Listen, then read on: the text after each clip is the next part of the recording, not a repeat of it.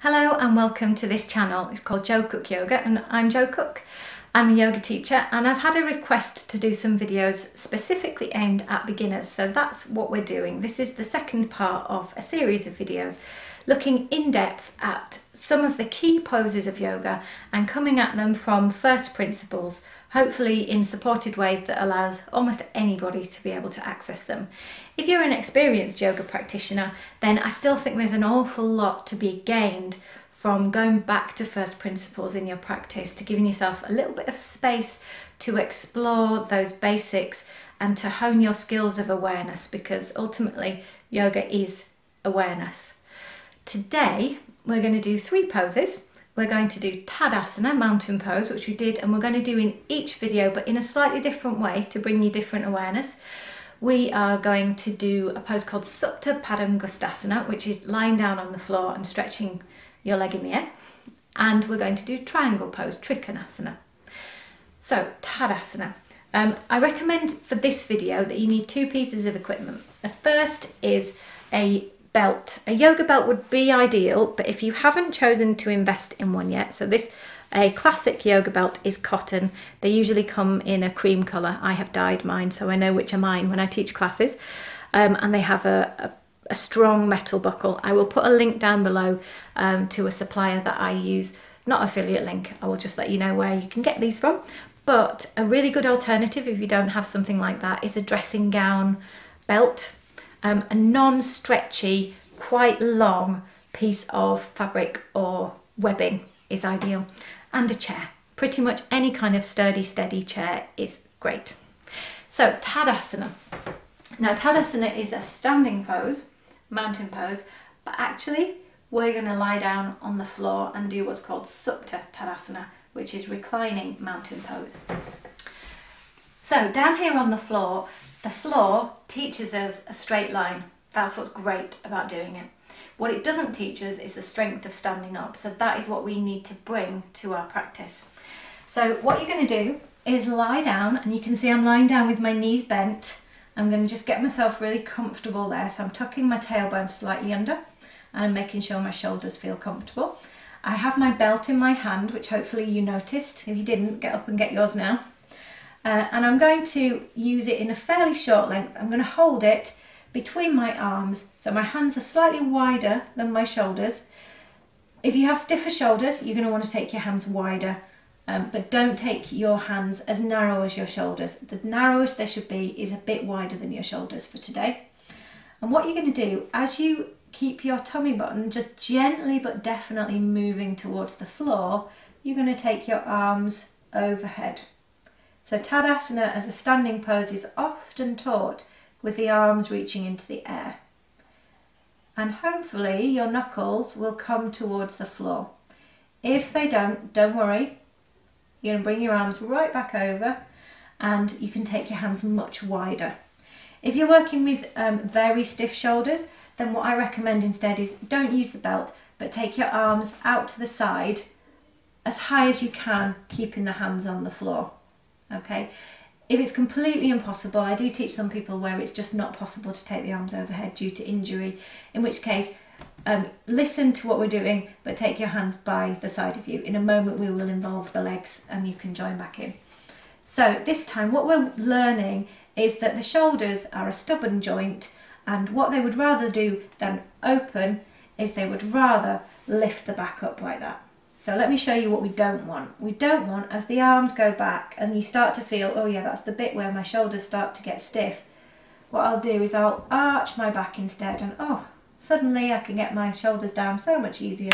And you could also drive a bus underneath my back.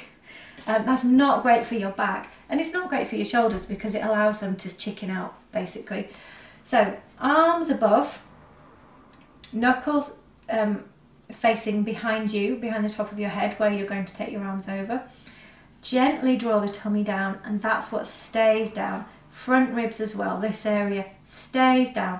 Everything stays exactly where it is now as you take your arms overhead.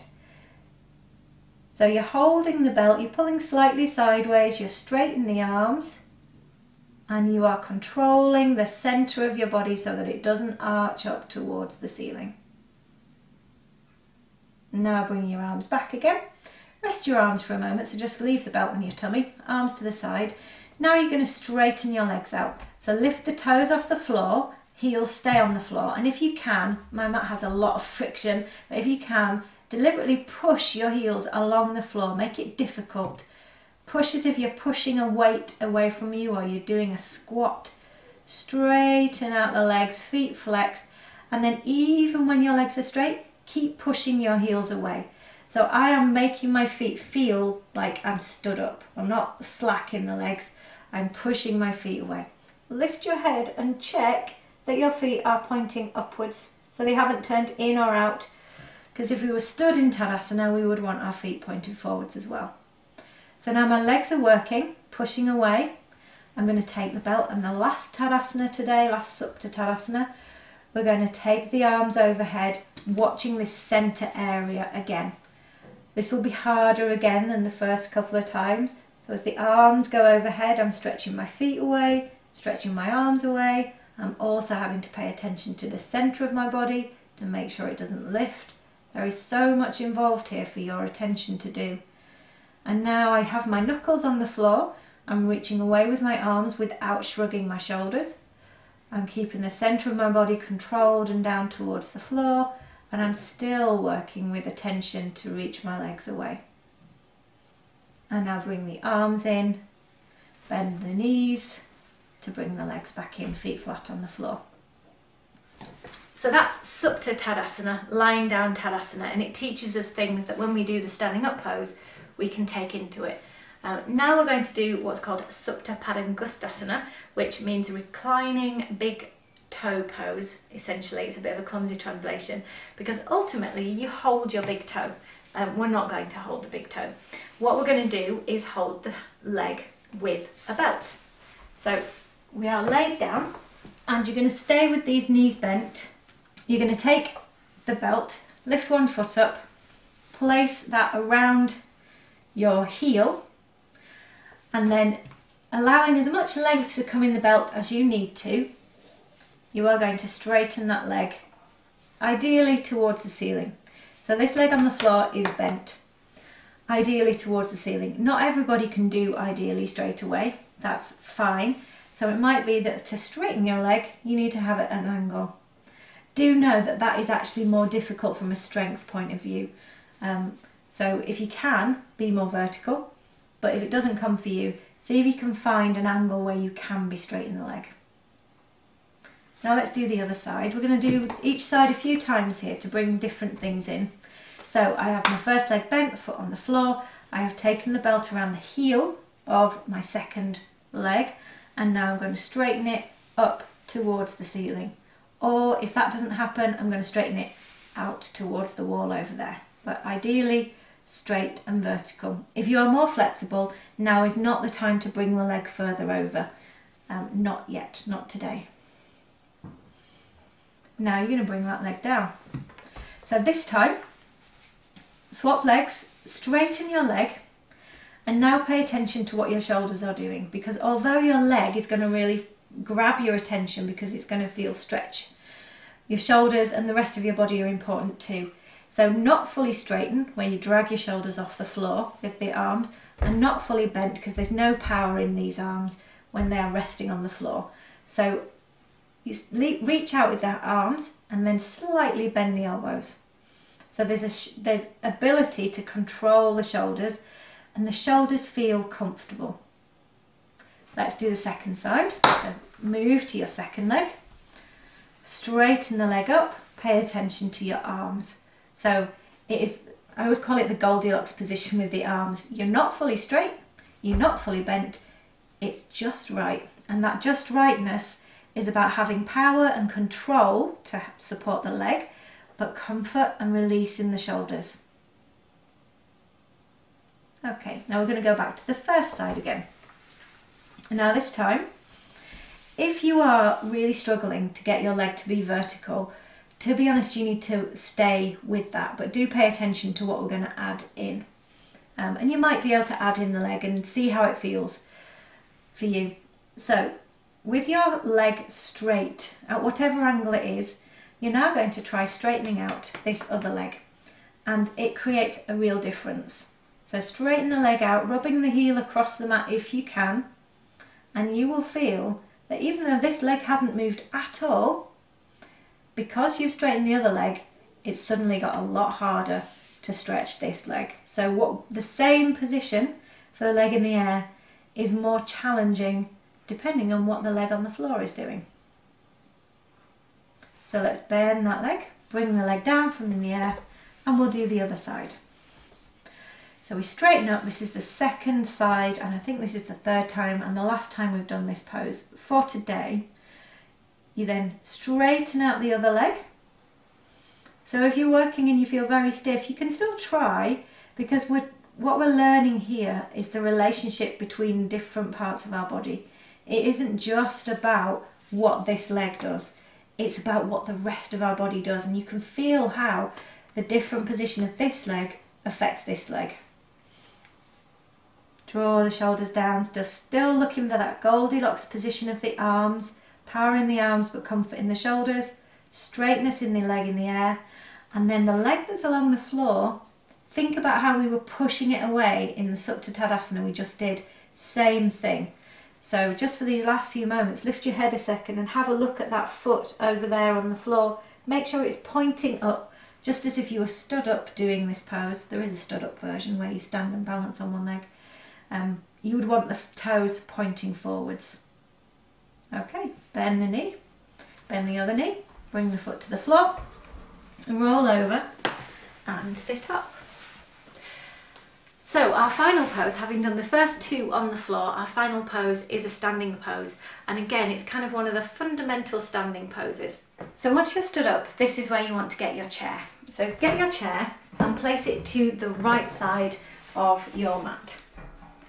So I'm going to be going to my right, and depending, it will look like I'm going the opposite direction to you, but I'm going to my right, and you're also going to be leaning to your right. So bring it fully onto your mat, and then you're going to step your feet apart so that the right foot goes slightly under the chair seat. In fact, take it as far under as you can without your leg actually touching the chair. Now, how far you take your feet apart is dependent on your ability, and also dependent on how safe you feel. To begin with, having your feet wide like this can feel quite unsafe because you're not used to it. You don't know maybe how to balance, you don't trust the strength of your legs yet. So ideally, you have your feet so wide that your ankle is underneath your wrist. So actually maybe even a little bit wider than this.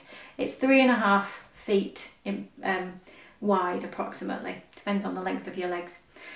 But if that doesn't feel safe, then for now, have your feet a little bit narrower. Be safe. Don't feel that they're slipping. Be able to trust your body. Feet point forwards to begin with. Straight legs. I'm just putting my hands on my hips so that what I can feel is I'm not dropping my tummy forwards. I want to lift my tummy up and back. And that might introduce quite a strong stretch down the front hip flexors here. Now I'm going to take my left foot and I'm going to turn it in very slightly.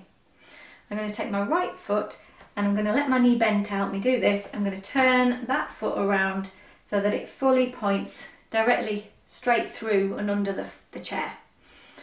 Then I'm going to make sure the rest of my body faces forwards. Both legs are straight. Okay? You're going to take your hands wide and you're going to bring your hand down to the chair seat. Now if that is too low, next time turn the chair around and you'll put your hand onto the chair back. Okay? You could try it now if that gives you a little bit of extra height. But chair seat. Fingertips is fine, flat hand is fine. The other hand, if you can, reach it out at shoulder height. If that's difficult for your shoulder or your arm's tired, rest it down. Fundamental thing for today, straight legs, bottom tucked in. Not clenching the bottom at all. This is about where the bones in your body are. Move that tailbone forwards. Have a look down at this leg, and the last thing is try and make sure the knee is pointing in the same direction as those toes, so it's pointing directly over that way. And now keep your legs strong, breathe in and breathe out as you come up. Turn your feet to face the front and just edge your feet together. Now you're going to move the chair over the other side. and we do it all again. So some poses in yoga, you only do them once in theory because they're symmetrical, like Tadasana, the standing up pose. Step your feet apart. With this pose, and with the last pose that we did where it was one leg in the air and then the other, you have to keep repeating each side because they're not symmetrical. You go to the left and then you go to the right. So some are symmetrical and some aren't. So we start with the feet wide as you feel safe. Then your right foot this time is the back foot. It's going to turn in slightly. Your left foot is going to turn all the way around. And remember, if you need to, you're going to reach to the chair back rather than the chair seat. So my feet are positioned as I've just described. I'm going to face my chest and my waist towards the front, towards the camera, if you're looking towards the camera. Wide arms, and bring your hands down. Straight legs. Now if you can reach straight out with that right arm, that's what you're going to do.